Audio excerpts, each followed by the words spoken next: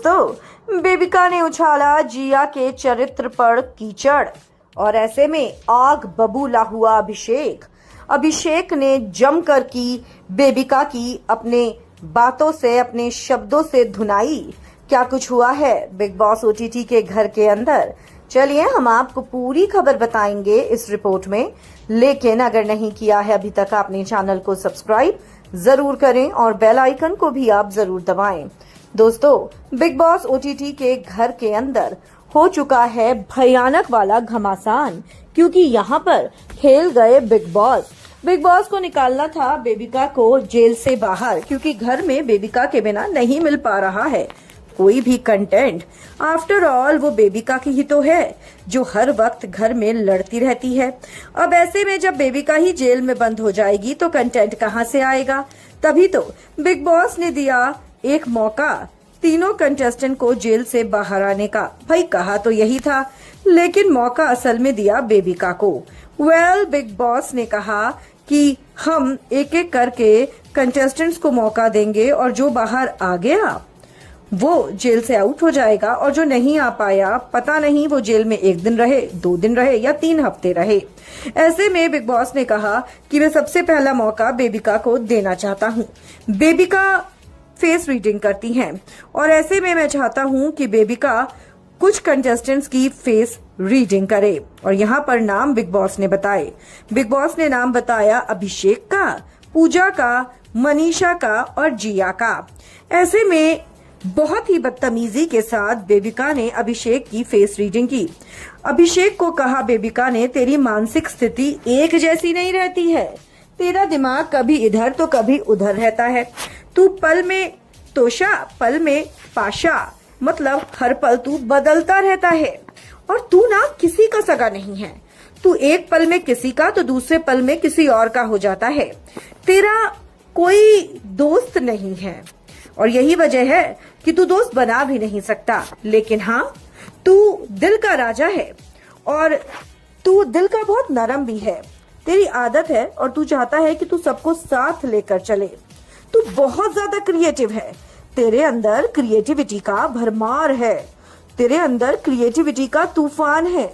लेकिन तुझे पता है तू लाइफ में आगे तब तक नहीं बढ़ेगा जब तक तू लोगों का कंटेंट चुराता रहेगा।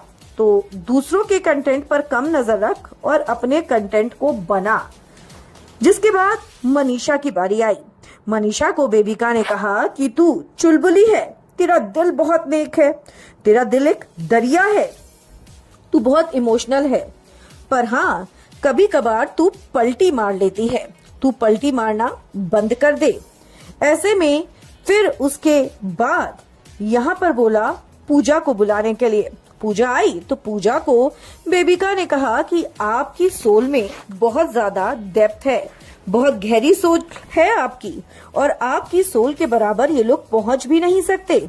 आप किसी भी शख्स को बिना बात किए, बिना पूछे, बिना सोचे, बिना उस इंसान से कोई भी किसी भी बात का जिक्र किए आप उसको समझ जाती हैं, और आप लोगों से अटैचमेंट करने में बहुत डरती हैं।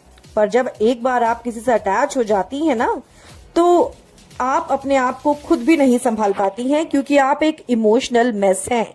और आप इतनी क्रिएटिव हैं जो यहाँ पर बैठे हुए लोग हैं ना, वो आपके सामने तिनके के बराबर नहीं है।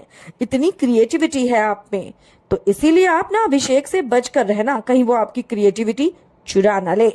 जिसके बाद आई जिया की बारी।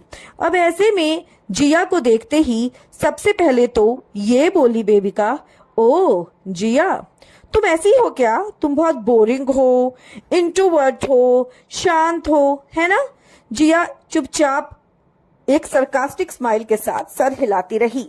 जिसके बाद बेबिका ने बोला, अपनी असलियत दिखाओ ना, तुम्हें कितनी जेलसी है, तुम्हें कितना एग्रेशन है, तुम्हें कितनी बिच्चीनेस है। हाँ, आप एक अटेंशन सीकर हैं, आपको लोगों की अटेंशन लेना बहुत पसंद है, और अगर वो अटेंशन किसी और को मिल जाए तो आपसे बर्दाश्त नहीं होता है, और आपको आगे बढ़ने की बहुत भूख है। आड़े टेढ़े रास्ते, कैसे भी रास्ते हो, बस आगे जाना है आपको। जिसके बाद अभिषेक खुद को नहीं रोक पाया, क्योंकि कहीं ना कहीं यहाँ पर सीधा जिया के कैरेक्टर पर उंगली उठाई थी बेबिका ने और ऐसे में अभिषेक गुस्से से लहल पीला हो गया और अभिषेक ने कहा, तुझे शर्म नहीं आती? तू वो कुत्ता है जिसको हम चुप कराने के लिए उस पर पत्थर नहीं मारते। भौंकती रहे, तेरी तो आदत है भौंकते रहने की।